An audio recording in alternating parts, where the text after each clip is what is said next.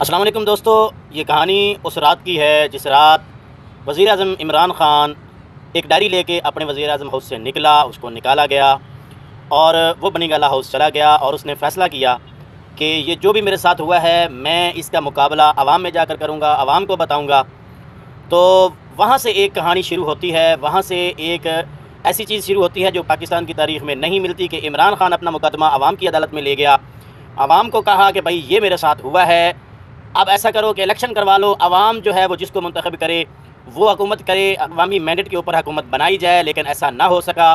तमाम पार्टियों ने मिलकर इमरान ख़ान के ख़िलाफ़ हुकूमत बनाई। 14 माह में पाकिस्तान के अंदर जो कुछ हुआ वो आपके सामने है। जिस तरह पाकिस्तानी मईशत को नुकसान पहुँचा, जिस तरह महंगाई हुई, जिस तरह पेट्रोल के प्राइस, बिजली के प्राइस इतने हो गए कि भरे नहीं जा रहे हैं। और बिजली का दुख अभी था कि अभी गैस जो है वो गैस के बिल इतने ज़्यादा आ गए हैं कि एक आम आदमी की पहुँच से दूर हैं।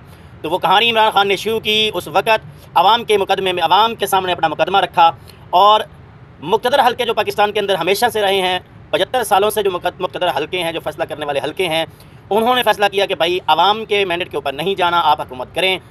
नहीं कराए गए जी इलेक्शन। उस रात एक चीफ़ जस्टिस बंदियाल, वो भी उमर बत्ता बंदियाल ही था, उसने फ़ैसला किया था कि भाई इमरान ख़ान जो है वो वज़ीर आज़म नहीं रहे, अदम एतमाद पास हो गई है।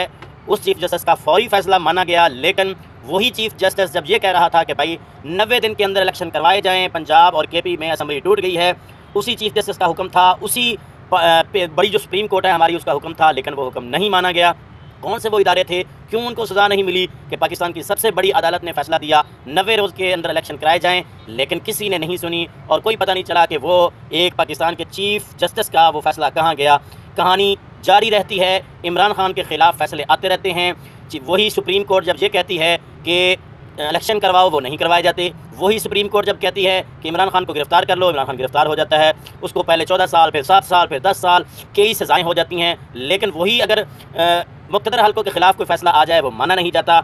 और यही कहानी, इसका एंड होते होते 2024 8 फरवरी का दिन आता है और आवाम के सामने एक ही चीज़ आती है कि भाई हमने इमरान ख़ान को वोट देना है, PTI को वोट देना है, या वही जो 75 सालों से हमारे ऊपर मुसल्लत हो गए हैं लोग, उनको वोट देना है। 8 फरवरी को जो है लोग निकलते हैं, वोट डालते हैं और पूरी दुनिया ने देखा कि आवाम ने वोट किसको दिया और निकला किसका। फिर भी इतना कुछ होने के बावजूद वो जेल में बैठा हुआ शख्स जिसको सिर्फ़ आवाम की फ़िक्र है, जो सिर्फ़ आवाम की खातिर जेल में बैठा हुआ है, वो किस तरह से कामयाब होता है हमने देखा, पूरी दुनिया में देखा। और इलेक्शन के रिज़ल्ट के साथ जो हुआ वो भी पूरी दुनिया ने देखा। तो आवाम फ़ैसला कर चुकी है। मुक़्तदर हल्कों को सोचना चाहिए, अवामी मैंडेट के ऊपर इस हुकूमत को बनाएं, उनको हुकूमत चलाने दें, वरना हम उसी भंवर में फंसे रहेंगे जिस तरह 14 महीनों की मखलूक हुकूमत थी। अब 5 साल मखलूक हुकूमत इस पाकिस्तान का क्या करेगी वो आने वाले दिनों में पता चलेगा। लोगों के मसाइल हल करो भाई, लोगों का जीना महाल हो गया है। लोगों आम जो मुतवस्सत तबका है उसकी परेशानियाँ बहुत ज़्यादा हो गई हैं और इस तरह मखलूक हुकूमत से कोई भी पाकिस्तान में इस्तेकाम आने वाला नहीं है। ये हमने पहले करके देख लिया है। तो मुक़्तदर हल्कों से गुजारिश है भाई, अवाम ने जिसको चुना है ना उनको आप हुकूमत दें, अवाम जिसको चाहती है उन्हीं को हुकूमत करने दें, अपने फ़ैसले मत ठोंसें और गरीब आवाम का ख्याल रखें। बिजली के जो बिल आए हैं, जो महंगाई इतनी ज़्यादा हो गई है, पाकिस्तान की जो मुआशी हालत है उसको बेहतर बनाएं, को मुआशी तौर पे पाकिस्तान में इस्तेहकाम आए। तो ये चीज़ होनी चाहिए, ना कि आप जो है अपनी मर्ज़ी के मुताबिक आप उसको इतनी सीटें दे दी, उसको इतनी सीटें दे दी और सब ने मिलकर जो है वो दोबारा हुकूमत बनानी है। इन लोगों ने आवाम को बेवकूफ़ बनाया हुआ है। इन सियासतदानों ने, इन सियासतदानों की ज़बान और लैंग्वेज देखी है अपनी कैंपेन के दरमियान। बिलावल भुट्टो ने क्या क्या नहीं कहा, मरीम नवाज़ और नवाज़ शरीफ को क्या क्या नहीं कहा, नून लीग को हर वो गलीज़ लफ्ज़ बोला है बिलावल ने इनके ख़िलाफ़। और अब ये है जो हमें पाकिस्तानी आवाम को बेवकूफ़ बनाने के लिए दोबारा मिलकर बैठने लगे हैं। ये दोबारा मिलके जो है वो हुकूमत बनाएंगे। ये अंदर से सारे इकट्ठे हैं, सिर्फ आवाम को बेवकूफ़ बनाया जा रहा था।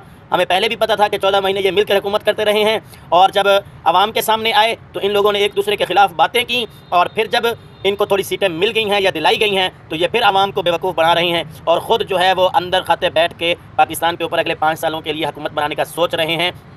तो ये सूरत हाल है जी, जिसको आवाम ने मैंडेट दिया।